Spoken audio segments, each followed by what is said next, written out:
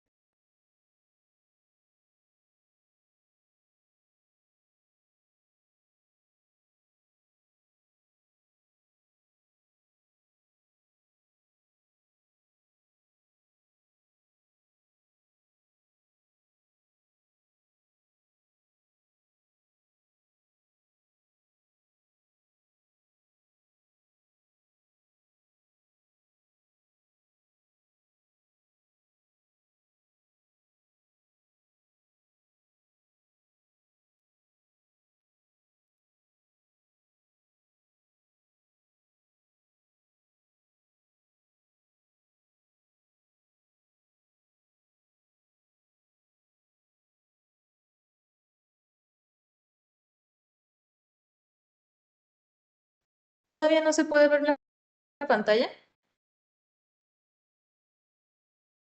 No, todavía no.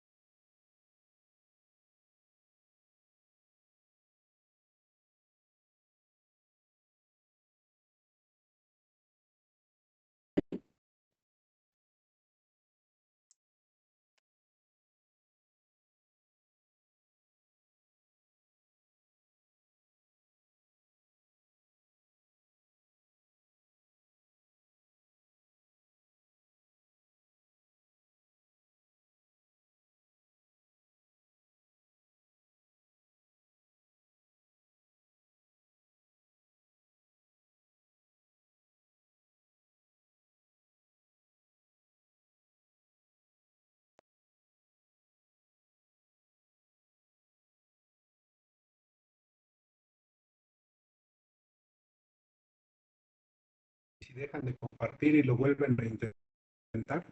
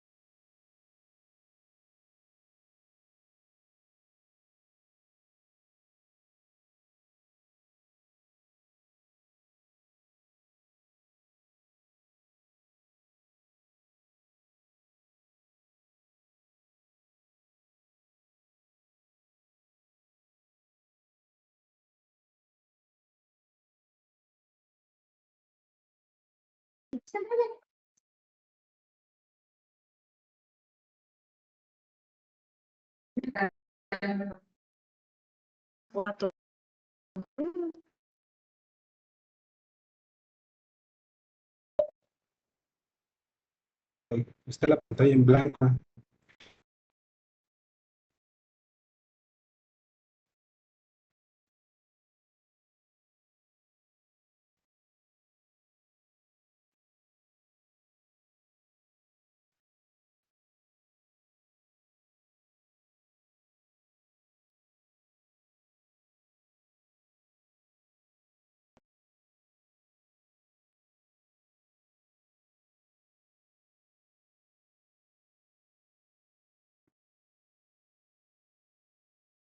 Informáticos para conectar la pantalla. Si quieres mandarnos la presentación, estamos acá para que a lo mejor funciona mejor. Mandarla al grupo de profesores titulares.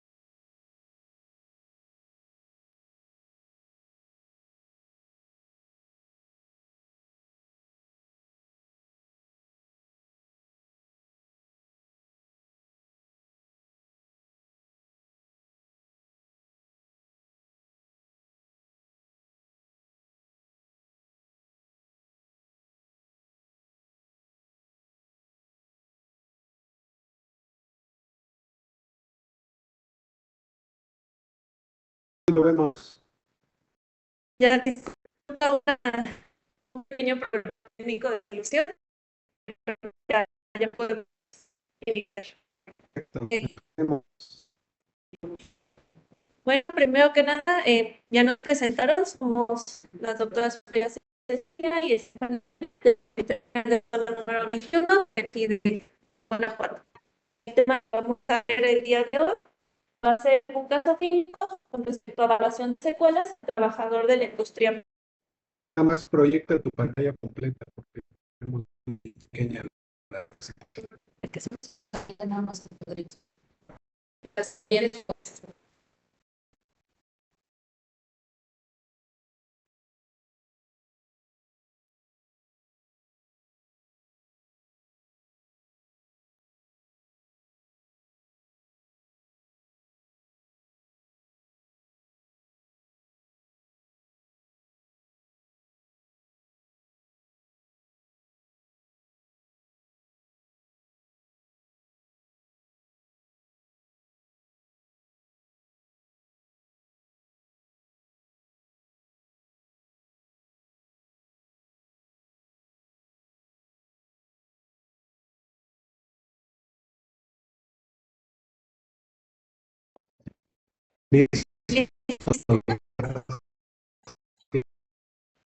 Para dar un poco de historia, queremos recordar que Bernardini Ramazzini escribió el Tratado sobre las enfermedades de los trabajadores. que fue los mineros. Al darse cuenta de la dificultad que estos tenían para redirigir. Entonces, a estas observaciones fue donde agregó a la historia clínica la simple pregunta de en qué trabajo usted. Por lo tanto, de ahí salió que era necesario visitar el lugar de trabajo para poder establecer bien para qué están expuestos estos trabajadores. A es nuestro paciente, el que le vamos a tener a un masculino de 46 años con estado civil casado, originario residente de la ciudad de Guanajuato, y su vida laboral ha sido prácticamente completa para la industria minera, con el puesto como operador de maquinaria secundaria.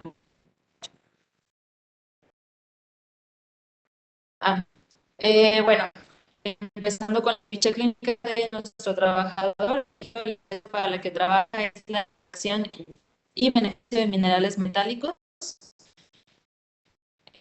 de maquinaria pesada, en total, además de 24 años. Esta empresa prefiere el trabajador que le de ingreso y periódicos, pero solo al cambiar de puesto. Sus horarios eran turnos rotativos de 8 horas con cambio cada semana, un día de descanso variable entre semana y minutos para consumir alimentos.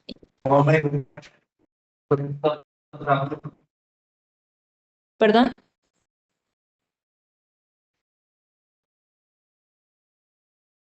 Bueno, el motivo por el que lo estamos viendo en este momento fue que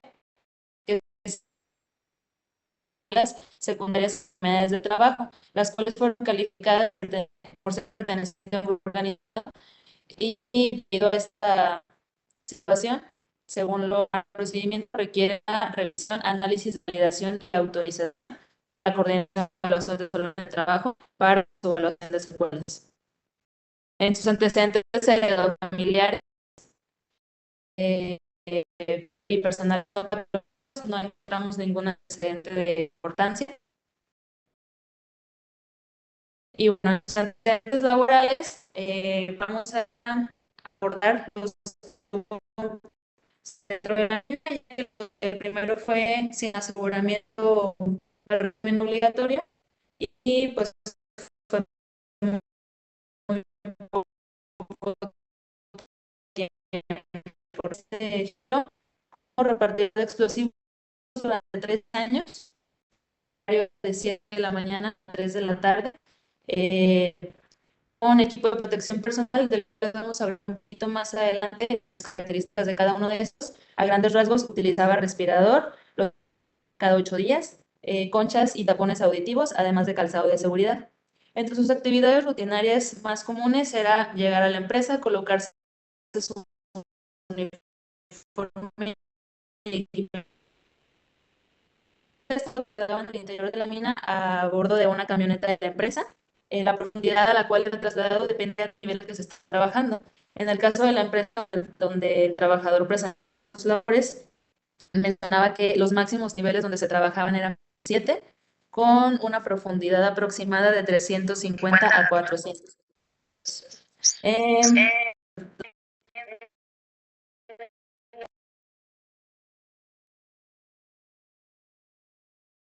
Unas dimensiones como de la mina, 6 metros por alto, 4 de ancho.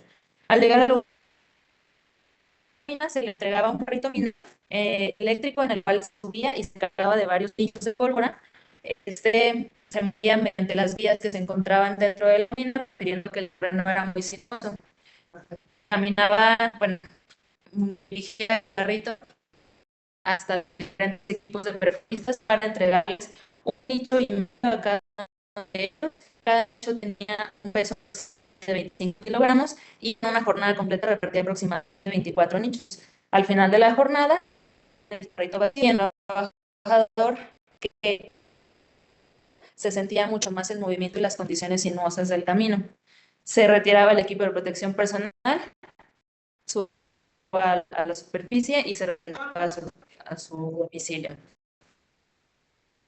como perforista durante 12 años. Aquí es donde con los turnos rotativos de 8 horas y el equipo de protección personal era el mismo, solo que aquí se agregaron lentes de seguridad y casco.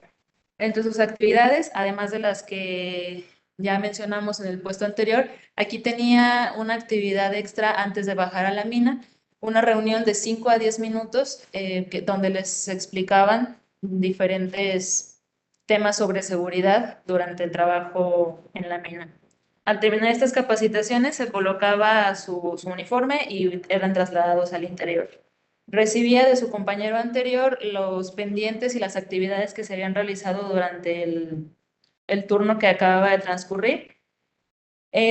Su principal actividad antes de comenzar a hacer cualquier otra cosa era revisar los niveles de gas, los cuales los más importantes eran el dióxido de carbono, monóxido de carbono y gas metano. El dióxido de carbono con un límite de 0.5%, y gas metano no debía estar presente.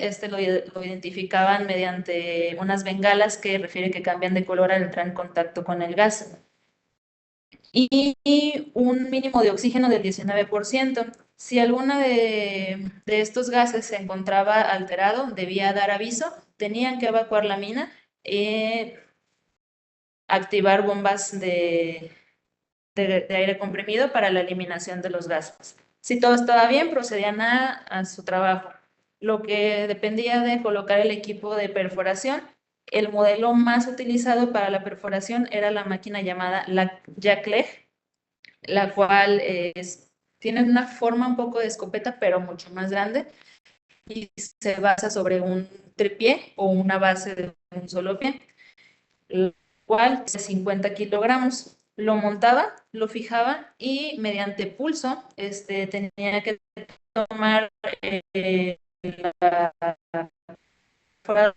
para dirigirlo a donde deseaba hacer la perforación. Todas las perforaciones del día tenía que poner en cada uno de un paquete de explosivos con un peso de 250. Y al momento de colocarlos, los iba uniendo con mechas para unirlos a una mecha principal, donde al final de la jornada encendía esta mecha y comenzar a evacuar la mina, ya que esta mecha tiene un tiempo de espera aproximadamente de 7 minutos y medio antes de llegar hasta el detonador y pues se producía la explosión. Subían entonces a la camioneta y los trasladaban a la superficie. En su último puesto como operador de maquinaria pesada, donde duró 9 años, las actividades iniciales eran exactamente las mismas y su equipo de protección personal también. Aquí lo único que cambiaba es que a veces podían no bajar en la camioneta de la empresa, sino que podían asignarle la maquinaria, que en este caso del paciente era una llamada Scoptram, y esto dependía de la disponibilidad y el estado en que se encontraban las máquinas que ya tenían en la parte de abajo. Llegando a la mina, debía nuevamente revisar los estados de los gases y también el estado de su equipo Scoptram. Estaba bien, debía continuar con sus actividades, las cuales, pues básicamente era después de las explosiones, una vez que comprobaban las condiciones seguras del ambiente, entraba con la máquina Scoptram a palear los bultos de tierra que se generaban después de la explosión y sacarlos a la mina. Las distancias que recorría aproximadamente en el camino sinuoso de la mina podían variar dependiendo de a dónde los iba a cargar, ya que había camiones pequeños que podían entrar un poco más y aquí las distancias podían ser no más de 100 metros. Sin embargo, cuando no se contaba con estos camiones disponibles, debía trasladarse aproximadamente hasta 1 kilómetro para llegar al camión principal donde tenía que estar descargando. Esto también hace que varíe el número de viajes que hacía por jornada, ya que podían ser desde 20 viajes al día hasta 10, pero con las distancias recorridas mucho más grandes. Una de las características de este tipo de trabajos es la cantidad de equipo de protección personal que necesitan sobre el número de agentes al que se encuentra expuesto. Como ya lo mencionó mi compañera, utilizaba cascos, gogles, pero les vamos a describir un poco más qué eran los requerimientos de cada uno de estos. Nos mencionó el trabajador que utilizaba un casco que le protegía tanto para golpes como también para descargas eléctricas. Era, por lo tanto, un casco tipo E que tuviera un espacio para poder colocar una lámpara y que se pudiera ajustar adecuadamente con un barbejo. Además de esto, utilizaba lentes que de preferencia tuvieran protección hacia los lados por el tipo de polvo que se emergía cuando era perforista y cuando se encargaba de realizar el descargue de los minerales por medio de la máquina Spectrum. Además de esto, utilizaba botas de preferencia con suela antiderrapante que fueran de un material y que cubrieran por encima del pantalón. Además de esto, utilizaba guantes. El trabajador nos decía que eran de plástico. Ya investigando, encontramos esto porque protege las manos contra pinchazos, contra calor y contra laceraciones. Sin embargo, por el tipo de trabajo que se utiliza, los guantes de carnaza podían llegar a ser incómodos y no permitir la libre movilidad de los trabajadores. Además de esto, utilizaba el equipo de protección auditiva, que constaba de los tapones auditivos y además lo que son las conchas auditivas. Por el nivel tan alto de volumen al que se encuentra dentro de la mina, que es aproximadamente de 101 a 107 decibeles, ocupan más bien los mineros este tipo de protección doble. Además de esto, el respirador, que ya les comentó mi compañera, que se intercambiaban los filtros dependiendo de la saturación que estos tuvieran. El trabajador nos comentó que se llegaba a cambiar incluso una vez a la semana porque la cantidad de polvo era tanta que ellos ya sentían que no podían respirar y ese era uno de los indicios para hacer el cambio. Y finalmente contaba con un equipo llamado autorrescatador. Este es una máquina que realiza la conversión de monóxido de carbono. Al estar bajo tierra, no hay un porcentaje muy claro de oxígeno y puede llegar a presentarse este tipo de gas. Entonces, esta máquina lo que le permite al trabajador es respirar a través de ella para poder darle un margen de salida de la mina de 1 hora. Además de esto, pues también tenemos que los trabajadores de mina necesitan utilizar un uniforme independientemente de todo el equipo de protección personal. El uniforme consta de un overol de trabajo, el cual debe contar con cintas reflejantes, debe estar un poco ajustado, es decir, no muy suelto, y debe contar con pantalones que le cubran toda la pierna. Además de esto, en el caso de los hombres, es necesario que la barba esté o no presente o muy bien recortada.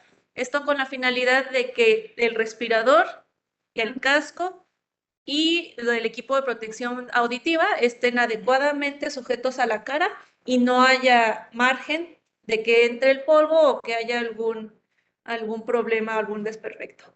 En esa misma imagen podemos ver la máquina de pierna neumática, que es la que les estaba comentando mi compañera Fanny.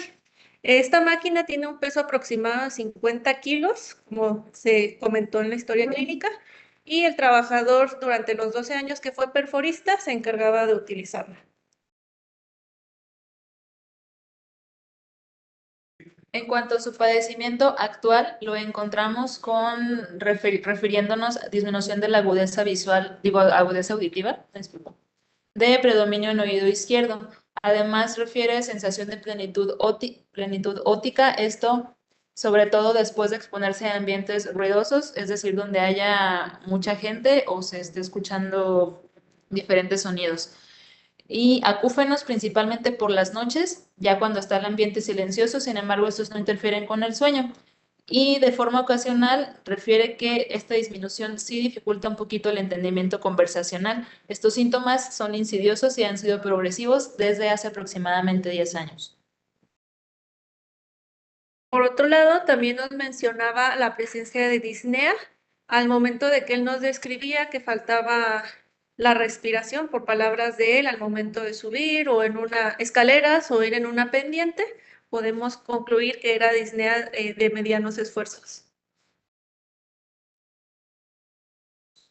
Además de todo, nos comentó que presenta dolor tipo pungitivo, punzante, en la región lumbar con irradiación hacia el miembro pélvico derecho, lo cual empeoraba con las posiciones sostenidas, ya sea la sedestación o la bipedestación, y mejoraba al realizar el cambio de posición. Además de esto, también nos refiere dolor de rodillas de forma bilateral con sensación de inestabilidad en algunas ocasiones. Refiere un dolor en la escala visual de 4 de 10 que lo han llegado a limitar para la bipedestación, marcha y sedestación prolongada. Básicamente no pueden mantener uniposiciones por más de 40 minutos, nos refiere. Con estos síntomas llevan una evolución aproximadamente de 5 años. Y bueno, un repaso rápido sobre las enfermedades que le fueron calificadas previamente, iniciando con la hipoacusia por traumatismo crónico por exposición al ruido. Pues nada más recordando que esta enfermedad hasta el siglo XIX no se había reconocido como una enfermedad de trabajo, ya que se pensaba que podía haber, que su causa principal era una complicación de la sífilis. Sin embargo, en este siglo, donde comenzó ya a haber un poco más de estudios sobre la exposición de los trabajadores, algunos investigadores realizaron autopsias en puestos de trabajo expuestos a ruido y lograron demostrar cambios significativos y degenerativos en el aparato, en el órgano de Corti. Entonces, en el órgano de Corti encontramos la sección donde podemos traducir las vibraciones en sonido para nosotros percibirlas. Aquí encontramos lo más dañado en esta patología serían, además de que también puede ser dañado el nervio auditivo, pero las células ciliadas serían las que comenzarían con este daño. El sonido de una u otra forma va a hacer vibrar estas células, pero al exponerse a ruidos de alta intensidad, esta vibración va a ser exagerada y violenta, lo que va a producir vibraciones exageradas de estas células y posteriormente su destrucción. Si el sonido no es lo suficientemente fuerte para destruirlas en una primera ocasión y la exposición no continúa, no habría ningún problema. Estas células tendrán la capacidad de regenerarse o de adaptarse. Sin embargo, cuando el sonido es lo suficientemente fuerte como lo tendríamos en un traumatismo acústico agudo, esta destrucción sería irreversible. Y en el caso de nuestro paciente, que es un traumatismo crónico, es porque la exposición es a niveles suficientes para causar un daño y pues es continuada. Durante varios años se expone a esto y la capacidad de adaptación y de regeneración de estas células se van agotando, encontrando principalmente una disminución en los escotomas ya de la audiometría en las frecuencias de 4000 Hz. Esto en estadios iniciales de la enfermedad. Sin embargo, al continuar la exposición, vamos a ver que las frecuencias vecinas se van dañando también.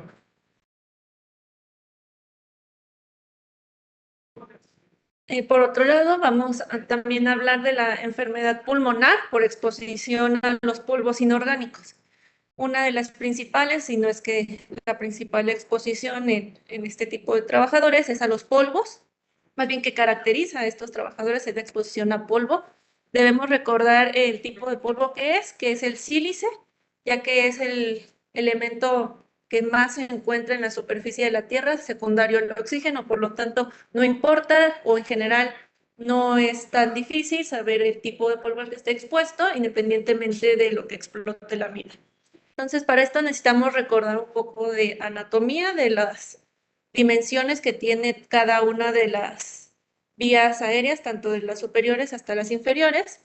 En el caso de este tipo de polvos, pueden llegar incluso a medir de 10 micras o hasta menos, hasta 5 o 1 micra.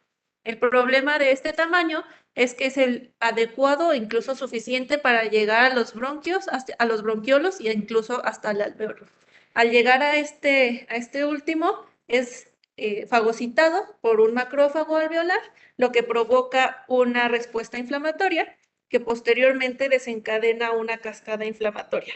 Por lo tanto, aunque retiremos al trabajador de la exposición, esto va a seguir generando daño hasta llegar a un estado de fibrosis irreversible. A lo que me refiero con retirar al trabajador es que si el resto de su jornada está respirando, ya no está respirando polvo, el daño se va a seguir generando. Con el paso del tiempo, este tipo de fibrosis puede llegar a producir un desbalance entre la fibrogénesis y el estado basal del paciente. Por lo tanto, se van a crear nódulos que van a ir creciendo con el tiempo, que pueden llegar a generar nódulos más grandes. Entonces, ahora hablando o comparando esto con respecto a nuestro trabajador, tenemos a la exploración física, una auscultación que nos mostró, nos lanzó estertores subcrepitantes de forma infraescapular, bilaterales e intermitentes.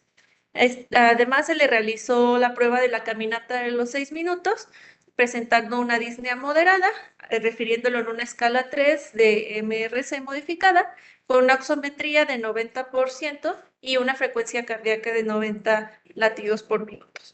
Como podemos ver, un poco más abajo tenemos una espirometría que se le realizó en noviembre del 2023 con un volumen, una capacidad vital forzada de 79% y un FEP1 de 81%. Para poder clasificar al trabajador en algún tipo de enfermedad, tenemos la tabla de al lado, donde tenemos una silicosis crónica simple, donde se requiere que el tiempo de exposición sea superior a 10 años. En la radiología podemos encontrar nódulos de menos de 10 milímetros. Puede que el paciente no tenga síntomas. Una de las características de la neumoconiosis en trabajadores es que puede estar totalmente asintomático o tener síntomas que pudiera el propio trabajador relacionarlo con algo más. Y la función pulmonar se puede encontrar normal o incluso un poco disminuida. Contrario al caso de la silicosis crónica complicada, en el cual vamos a encontrar masas de más de 1 centímetro, el paciente ya refiere una disnea importante con tos y al momento de realizar una espirometría, la función pulmonar va a estar modificada. Podemos encontrar un patrón obstructivo o uno sugerente de restricción.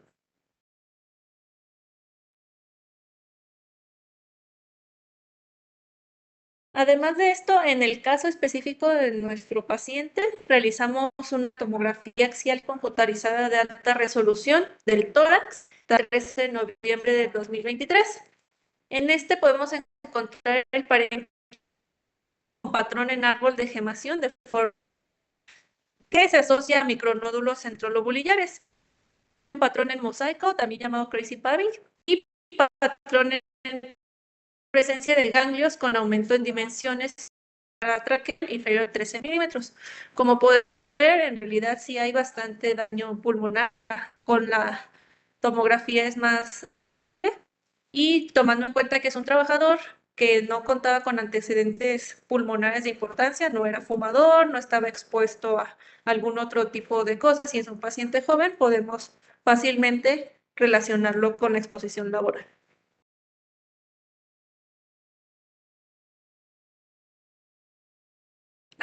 Respecto a la enfermedad de trabajo con las articulaciones, específicamente las lumbares y las bilaterales de rodilla, vamos a y el manejo. Específicamente en las vibraciones, este paciente estuvo más expuesto en los últimos años, cuando era operador de maquinaria pesada, y para poder conocerlo necesitamos saber la definición. Las vibraciones del cuerpo completo son aquellas que ingresan al cuerpo en un rango de frecuencia de 0.1 a 80 Hz, lo que nos va a condicionar microtraumatismos osteoarticulares. Específicamente en la columna lumbar, van a provocar una alteración en el disco interarticular, lo que va a acercar las dos carillas articulares de los cuerpos vertebrales, y esto sumado a manejo de cargas que tuvo en su padecimiento previo, nos va a incluso ayudar a que se presente el daño. Aquí tenemos otra imagen de cuál es la forma en que entran las vibraciones al cuerpo de un trabajador. En de él sería al estar sentado, por medio de las piernas, y podría también entrar por lo medio de los brazos.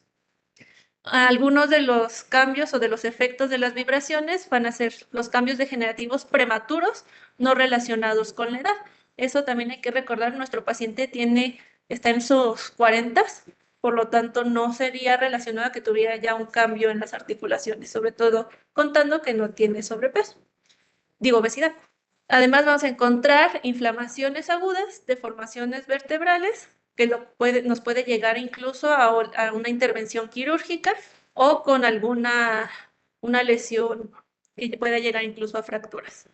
En el caso de las vibraciones de cuerpo entero, vamos a tener un valor límite de exposición diaria para 8 horas de 1.5 metros sobre segundo al cuadrado, y en un lugar de acción va a ser de 0.5 metros sobre segundo al cuadrado.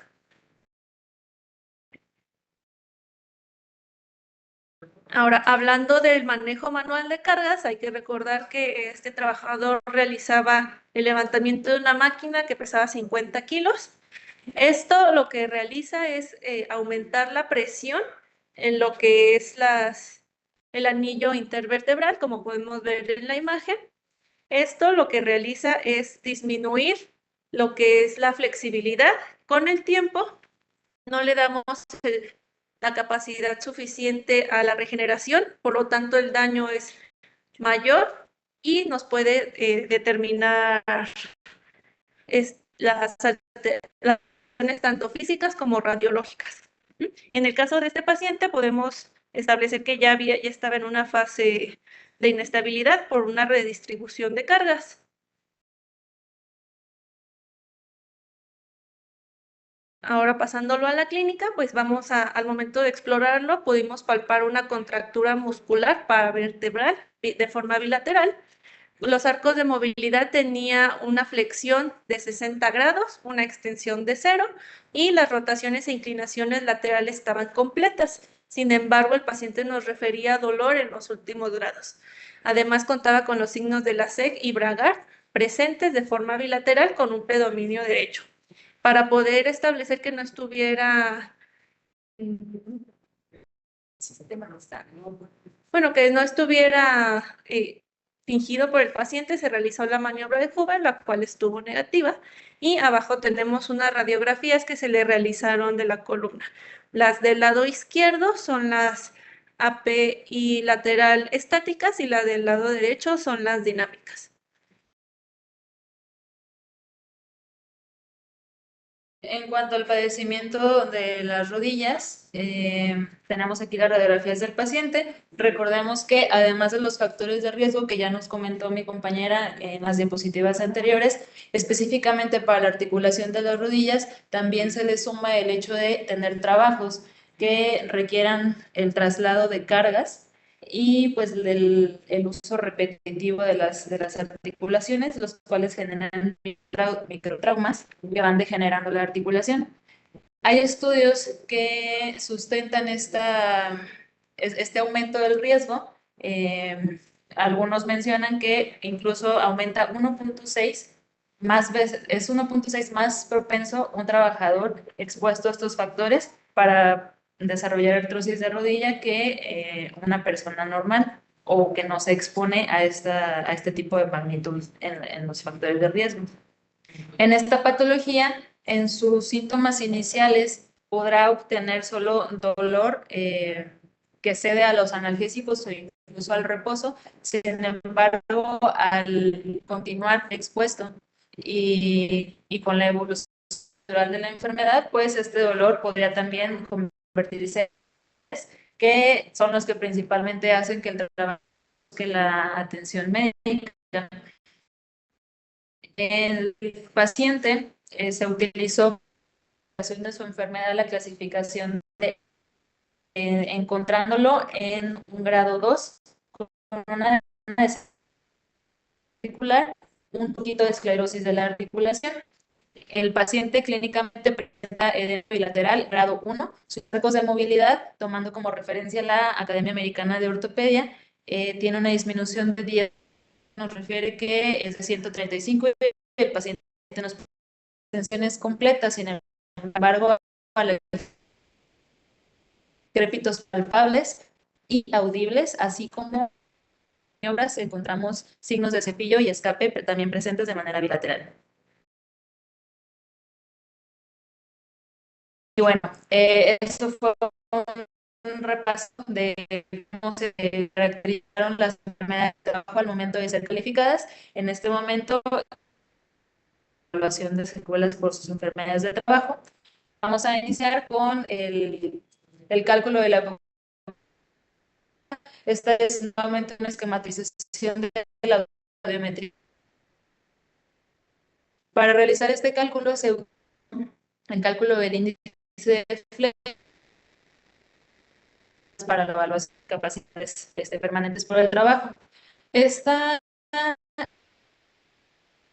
La tabla 3B, que se encuentra en el artículo 513, nos menciona de las frecuencias de cuál tenga más daño. El inciso A nos sugiere usar a partir de 250 hasta la 2000. El inciso B nos sugiere desde la 500. Sin embargo, aquí nos pide utilizar las frecuencias de 3000 y 6000, frecuencias con las que no contamos, por las cuales pues, nos sustentamos con el inciso C.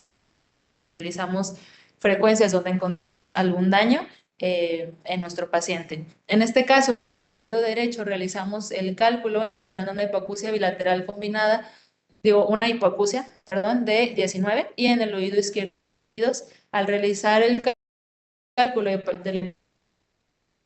nos da un total de 19. Esta enfermedad fue calificada con la fracción 169 y para la evaluación de las secuelas utilizamos la fracción 432, la cual nos habla sobre las sorderas ocasionadas por exposición a ruidos, y pues aquí es donde nos hace referencia a la tabla 3B. Al momento de empatar en esta tabla nuestro porcentaje de hipoacusia bilateral combinada hacia el porcentaje de incapacidad órgano-funcional, nos da una evaluación de la hipoacusia de 16%. Ahora, con respecto a la enfermedad pulmonar, se calificó con la fracción 87 de la tabla de enfermedades del artículo 513 de la Ley Federal del Trabajo, que es en personas trabajadoras en industrias de extracción de minerales. Entonces, nos aplica. Para la evaluación, se utilizó la fracción 453 de la tabla de evaluación de secuelas. Aquí, esta nos manda directamente a utilizar la tabla 6, que la tenemos aquí. Entonces, esta tabla nos solicita diversos parámetros dependiendo de el daño o la severidad de la enfermedad. Entonces, el primer paso, empezando de izquierda hacia derecha, tenemos la clínica. Nos solicita un estadio o un parámetro en la clasificación de Borg sobre la disnea. En el caso de nuestro paciente, para recordarnos, dio un valor de 3. Después nos solicita el ejercicio cardiopulmonar, pero nosotros contábamos con una espirometría, por lo que pasamos a la gráfica siguiente. En esta nos solicita la capacidad vital forzada en porcentaje. Nuestro paciente tuvo un 79%, que es el valor que se establece en la deficiencia leve. Y después de eso podemos acudir directamente hacia el porcentaje de evaluación, que nos indica un rango de 20 a 30%. Por lo tanto, se le dio el 20% al ser una deficiencia leve, que es lo mínimo. Después tenemos lo que es la enfermedad de la columna. Aquí para la calificación de la enfermedad se utilizó la fracción 101, trastornos de la columna vertebral, que incluye las 3, cervical, dorsal y lumbar. Y para la evaluación se utilizó la fracción 510. Esta sección de la tabla nos marca que hay secuelas en la columna vertebral sin lesión medular. Sin embargo, tiene limitación de los arcos de movilidad en la columna. Aquí no nos establece más parámetros. Entonces utilizamos la fracción 510, la región lumbosacra, que nos da un rango del 30 al 50%. estableciendo o utilizando más bien la herramienta que es la cédula para las fracciones de rango, colocamos la edad del paciente, que puede realizar todas sus actividades, colocamos también la fracción y esta herramienta nos genera el porcentaje de 30%.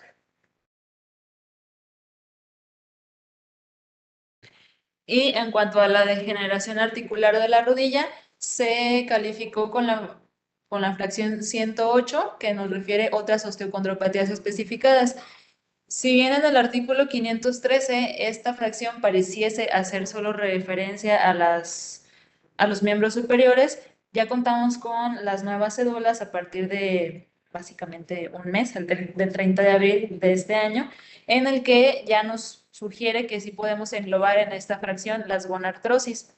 Esta fracción también nos incluye a los trabajadores de la minería como los trabajadores expuestos y se utilizó las radiografías de rodilla anteroposterior, lateral y oblicua, así como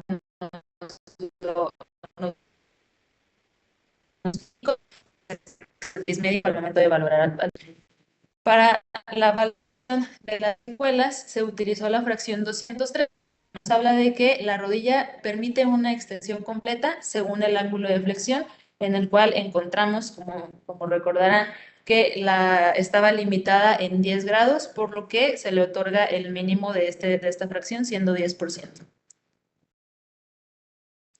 Asimismo, se utilizó la cédula para las fracciones de rango, colocando los datos del paciente y pues corroborando que el porcentaje asignado con esta herramienta fue 10% cada una de las rodillas, dando un total de 20. Por lo tanto, ya realizando la suma de todas las secuelas encontradas en este paciente, podemos encontrar un 86% de incapacidad órgano-funcional. Ahora, para finalizar, vamos a dar solo unas pequeñas recomendaciones médico-técnicas administrativas, tanto para normas nacionales como internacionales. Encontramos recomendaciones para disminuir el daño auditivo. En las médicas, en recomendaciones nacionales, pues el fundamento está en la norma 011 de la STPS, en el cual se sugiere al patrón realizar exámenes periódicos específicos para cada trabajador expuesto. Y en las internacionales nos fundamentamos en la NIOSH, donde nos sugiere realizar controles de ingeniería para la reducción del ruido. En cuanto a las técnicas, pues efectuar labores de mantenimiento preventivo a las herramientas que generen ruido o a las fuentes de ruido. Y en las internacionales, pues el Real Decreto 286 del 2006, igualmente la reducción de la transmisión de los generadores de ruido. Además, como las recomendaciones administrativas, continuando en las nacionales con la NOM 011, pues considerar disminuir el tiempo de exposición al ruido de cada uno de los trabajadores. Y en las internacionales también las encontramos en el Real Decreto 286 para valorar las distintas posibilidades. Para el daño pulmonar, en las recomendaciones nacionales, es que los trabajadores activos que se encuentren puestos en riesgo de neumoconiosis y que hayan estado expuestos a riesgo de neumoconiosis en el pasado sean objeto de un programa de vigilancia médica, esto según la guía de práctica clínica. Y en el caso de las internacionales, el empresario, es decir, el patrón, deberá garantizar que cada trabajador reciba una formación teórica y práctica suficiente y adecuada en materia preventiva. Debe estar centrada en cada puesto de trabajo o en cada función de los trabajadores. Respecto a las recomendaciones técnicas nacionales, es obligación del trabajador participar en la capacitación y adiestramiento que el patrón le proporcione para el uso, revisión, reposición, limpieza, limitaciones, mantenimiento, resguardo y disposición del equipo de protección personal. Como les mencioné al inicio, es parte o es obligación del trabajador el correcto uso y el aviso para el adecuado funcionamiento de estas. En el caso de las recomendaciones internacionales, se deben instalar sistemas de filtración y presurización en el caso de las cabinas cerradas de todo el equipo minero para mejorar la calidad de aire que rodea al trabajador. Y administrativas, tenemos que hay que establecer un límite de tiempos y frecuencias de exposición del personal ocupacionalmente expuesto a las sustancias químicas contaminantes por medio de reprogramación de actividades, la redefinición de tiempo y la frecuencia de exposición. Hablando de las recomendaciones internacionales, es realizar una gestión de información recopilada de los puestos de trabajo y estimar la magnitud de la exposición. En cuanto a las recomendaciones para el daño osteoarticular, en las nacionales nos basaríamos en la NOM 030 de nuestra Secretaría del Trabajo, en el cual se sugiere proporcionar atención médica por las enfermedades de trabajo cuando se detecte por el servicio médico o que un trabajador lo solicite. Y en las internacionales el fundamento sería en la Ley 31 del 95, en el que pues debe haber prevención para los riesgos profesionales y se debe designar a varios trabajadores que deben ocuparse de esta actividad. En las técnicas, pues hay que considerar que se acondicione o se redistribuya de las instalaciones, los procesos de maquinaria, y en las internacionales proporcionar a los trabajadores pues el equipo de protección personal y así como adoptar las medidas necesarias para la maquinaria que requiera y que exponga a nuestro trabajador.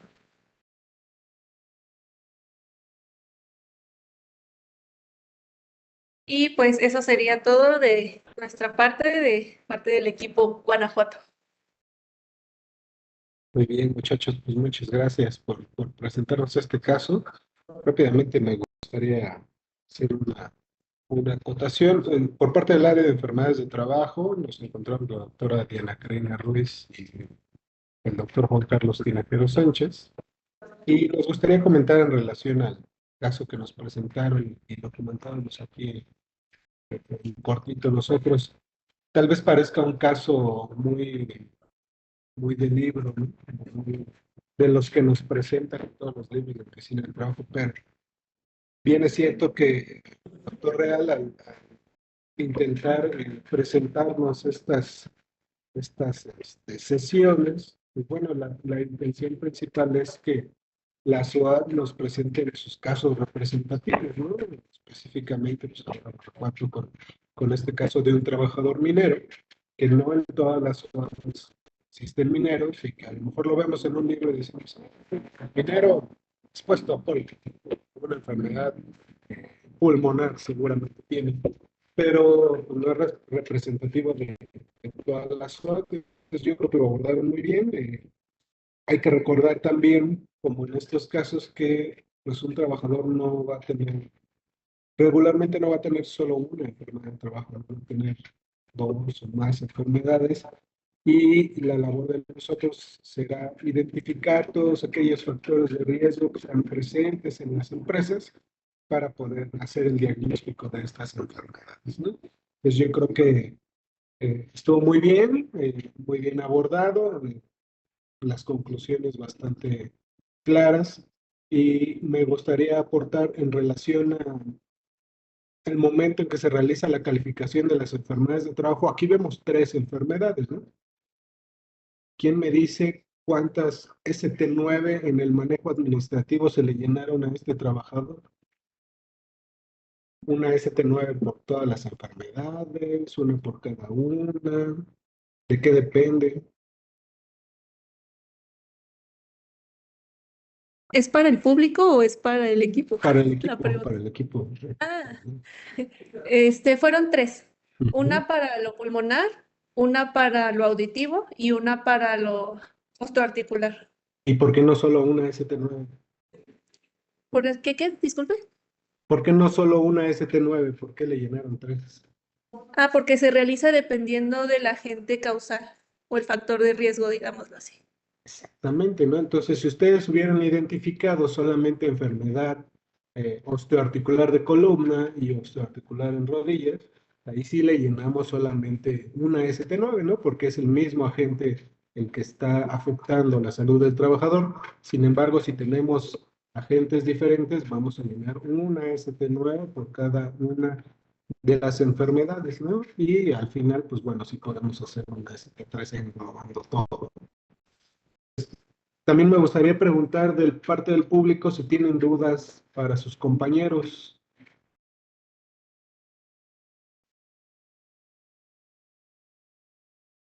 Por ahí veo que está conectado Aguascalientes, Veracruz, Sonora, Zacatecas, Ciudad de México. ¿Alguna duda? ¿Les quedó todo claro? Por lo menos mando felicitación. Muchas Oye, gracias. Esa sí se acepta. Acapulco. Claro, o sea, de eso se trata también en las sesiones, ¿no? Que nos presenten y animarlos a que cada vez los casos pues sean más completos, ¿no? Ah, ahí están, por supuesto. No se dejaron ver. Y la recomendación para las otras OA también es, pues, presenten casos representativos de sus zonas, este, industrias que no haya en algunas otras OAT para que nosotros conozcamos, ¿no? Muchos de ustedes, pues a lo mejor en la vida van a tener la oportunidad de entrevistar, de hacerle la historia clínica, la exploración física a un trabajador minero, ¿no? Porque no hay minas en todos los estados del país. Pero, pues bueno, a través de estas sesiones, afortunadamente tenemos la oportunidad de ver las características reales, ¿no? De un trabajador. No, nada. Ustedes, chicas de Guanajuato, ¿algo más que quieran agregar? En el chat, el OAT de Jalisco nos pregunta sobre los datos de evaluación previa y qué calidad tenía la espirometría. En la evaluación previa realmente salió casi exactamente igual, si acaso una pequeña variación en las frecuencias más graves, pero pues esto podemos esperarlo por el avance de la enfermedad. Sin embargo, como el paciente ya no estuvo expuesto después de la calificación de su enfermedad, pues no esperaríamos un avance debido a que no estaba en fases ya tardías donde el daño podría continuar a pesar de que ya se cesara la exposición. En este caso cesó la exposición y cesó la evolución de la enfermedad. Y respecto a la nueva pregunta que está haciendo Jalapa, que no es secundario, que es secundario a la profesión y no a la actividad deportiva, el paciente en realidad tenía muy poco haciendo el béisbol. En realidad tenía un año más o menos, año y medio, y no era de forma profesional, era de lo que es llamado llanero. De repente nada más estaba ahí como viendo.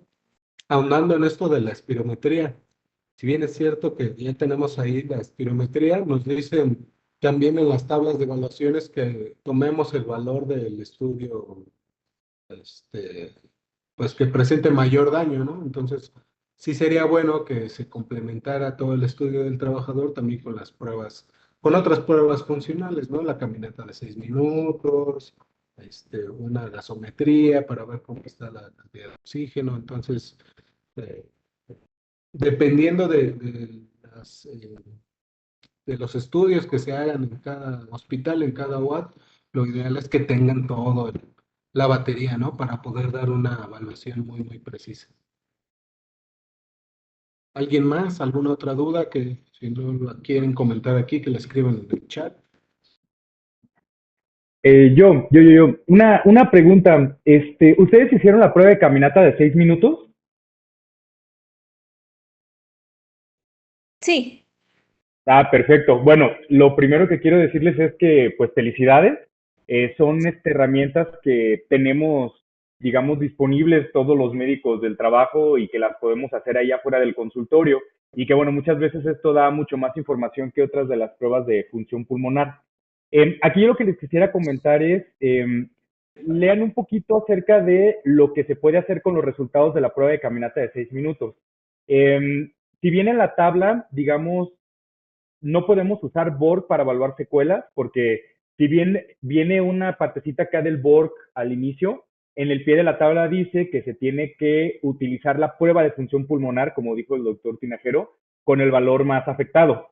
Y el BORP no es una prueba de función pulmonar, ¿no? Entonces, es como orientativo para que luego más o menos como que correlaciones con las otras pruebas, ¿no? Entonces, esa parte solo es orientativa. Entonces, en su caso solamente tienen la prueba de caminata y la espirometría. Esa espirometría está normal, la de este paciente, ¿no? El FEB1, la relación FEB1-FBC está por arriba del límite inferior de la normalidad. Entonces, digamos, aquí hay que pensar muy bien si en realidad en este momento tiene una secuela. Particularmente lo pulmonar en los mineros, en la silicosis, es algo que si nosotros lo evaluamos antes de tiempo, vamos a afectar a la persona, porque después solamente vamos a poder hacer la reevaluación y ya, ¿no? Y la enfermedad, como ustedes saben, esta va a progresar a lo largo del tiempo.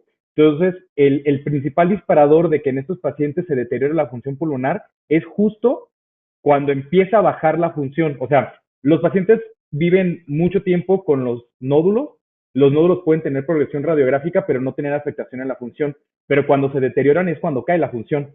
Entonces, en este tipo de pacientes, justo por eso quitamos en los grupos técnicos, cuando trabajamos lo de la tabla de la actualización la actualización de las tablas, peleamos mucho aquí en la coordinación porque se quitara la evaluación radiográfica. Se fijan, en la nueva ya no se contempla, porque justo estábamos haciéndole más daño a las personas de lo que los ayudábamos si nos vamos a la teoría. O sea, desde que tenían la radiografía, los evaluábamos, a los 2 años la función no cambiaba, los evaluábamos ya definitivo, y después a los 5 años ya llegaban con la función pulmonar baja y ya no tenían derecho por el acuerdo del H-Consejo, ¿no?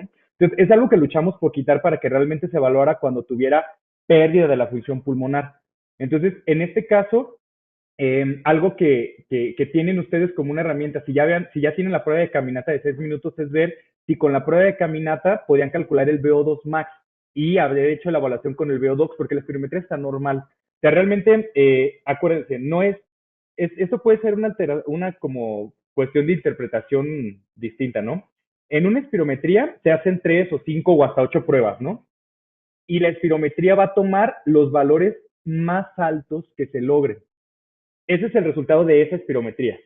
Nosotros, cuando estamos haciendo la relación con la tabla, vamos a tomar la espirometría o la prueba de función pulmonar con el valor más bajo, pero no quiere decir que es la repetición con el valor más bajo. Tomamos la repetición con el valor más alto de esa espirometría y ese es el resultado de esa. Y si hay otra prueba de función pulmonar, por ejemplo el VO2 max, que te da más afectación, bueno, vas a tomar el VO2 max, ¿no? Pero de las repeticiones de un solo estudio no tomamos el valor más afectado, porque realmente puede ser porque ya se cansó el paciente de hacer las repeticiones. Por eso, en la técnica estandarizada de espirometría tomamos el más alto de esta prueba, ¿no? Ese es el resultado de esa espirometría, que es creo que lo que pasó aquí, tomaron el más bajo, porque el más bajo incluso sí estaba bajo el valor de referencia de las repeticiones, pero realmente el valor de esta espirometría es el más alto que se haya logrado.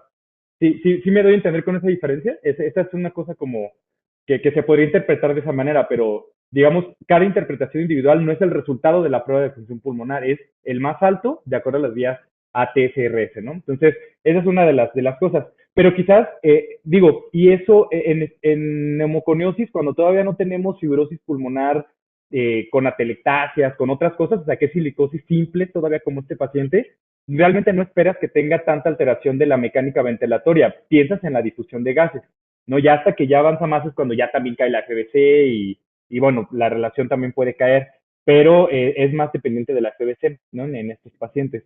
Pero quizás ya tiene alteración del intercambio de gases. Hay ecuaciones para calcular con la prueba de caminata de 6 minutos el VO2 max, pero solamente son válidas cuando tuvimos una prueba de caminata de 6 minutos que se comportó como una prueba submáxima.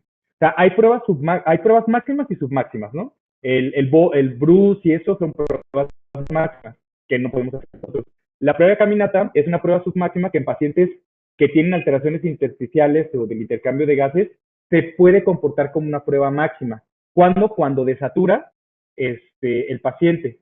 Entonces, esa es una de las cosas que tendríamos que documentar en nuestras pruebas. Si nuestra prueba el paciente desaturó, que de acuerdo a las guías de la ATS, desaturar significa bajar 4% de la todo de concentración positiva. Eso te dice que en él sí se porque lo llevaste a desaturar. Es una de las claves, ¿no? Que podemos tener una prueba de caminata de 6 minutos que se comportó como prueba máxima, entonces esa se puede usar para calcular el VO2 max. Y les digo, hay ecuaciones, ahí les mando unos artículos en el grupo al ratito de las ecuaciones que ya hay con muchos pacientes, con miles de pacientes que tienen población latina y se pueden utilizar.